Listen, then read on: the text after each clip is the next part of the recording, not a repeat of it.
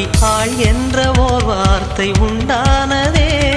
காதல் என்ற மந்திரத்தின் மாயம் என்ன, கல்லும் முள்ளும் இப்போது பூவானதே.